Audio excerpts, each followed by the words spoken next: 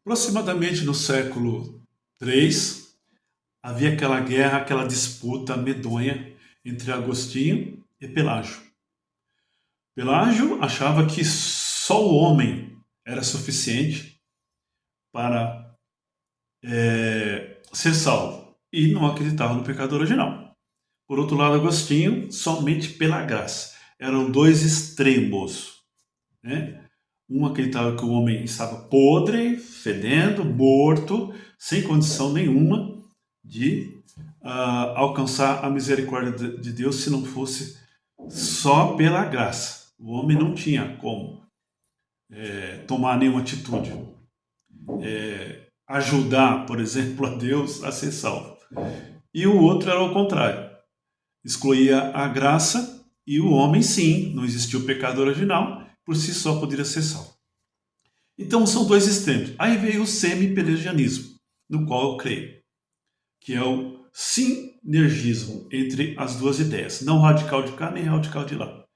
Mas que sim, o homem ainda tem uma centelha dentro de si e que pela graça de Deus, por ter morrido na cruz do Calvário e por ter amado o mundo de uma tal maneira que todo aquele que nele crê não pereça, mas tenha vida eterna. Sim, quando ele ouve a palavra de Deus, passar pela água e pelo Espírito, novo nascimento, Nicodemos, João 3.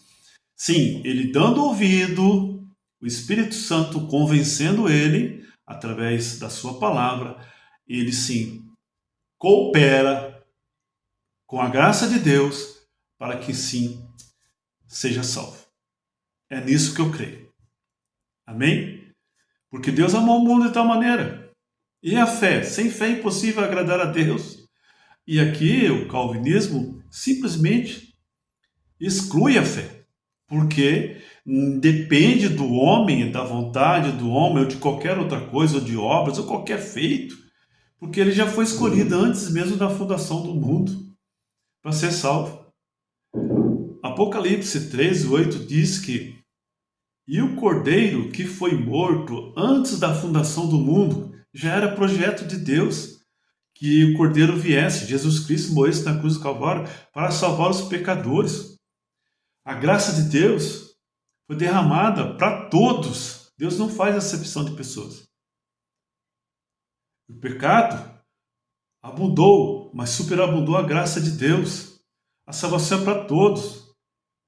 Por isso que Deus criou o projeto lá de Israel, todo o tabernáculo, as festas, tudo indicando para Jesus Cristo que ele viria, o Messias. E seria aberto para todos. E ele veio e morreu na cruz do Calvário, a salvação é para todos. Deus jamais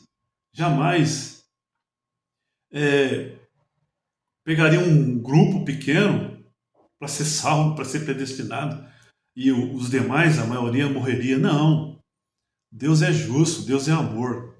Por isso eu não creio nessa teologia, mas de forma nenhuma. E você, o que você me diz aí? Se gostou, deixa um like, se inscreva no canal, para que Deus nos abençoe e abençoe você também. Amém? Até o próximo. Eu sei que tem muitos que vão ficar bravos, principalmente da teologia, né, calvinista. Eles têm um monte de argumento, mas em grosso modo, bem simplesinho, é isso. Deus é amor, ele vem para todos. E todo aquele que nele crê não pereça, mas tenha a vida eterna. Todos. Amém? Que Deus abençoe em Cristo Jesus. Até o próximo. Fui.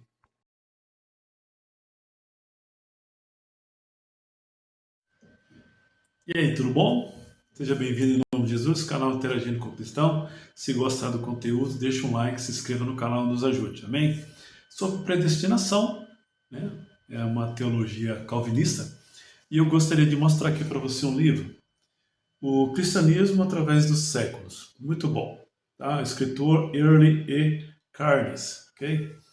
E aqui, na página 283, há um relato do próprio criador do calvinista, né? No caso aqui, João Calvino. E ele diz aqui, ó, num dos livros que ele escreveu, ele relata o seguinte: ele escreveu vários comentários de todos os livros da Bíblia, com exceção do capítulo 2 e 3 de João e Apocalipse. Por que que ele não comentou? Ele diz que não conseguia entender.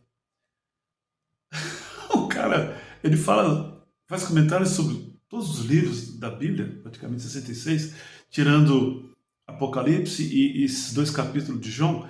E no capítulo 3 de João é fundamental que ele fala sobre o novo nascimento, né? Nicodemos, quando Jesus teve encontro com ele, vos necessário nascer de novo. Aquele que não passar pela água, pelo Espírito, não verá o reino de Deus. E a predestinação diz, aqui no... Deixa eu achar aqui o versículo. Aqui em Efésios, capítulo 1, de 1 a 4, diz que a eleição, como também nos elegeu nele, antes da fundação do mundo, para que fôssemos santos e irrepreensíveis diante dele em amor. E os calvinistas, eles têm dois lados. Esses aqui foram, né, eleitos antes da fundação do mundo, né, predestinados a serem salvos, mas eles também dizem que há aqueles que não foram predestinados. Ou seja, antes de nascer, sem mesmo pecar, já estava destinado à morte. Você concorda com isso? Quer dizer que onde é que está então a justiça do Senhor Deus? Que Ele é justo.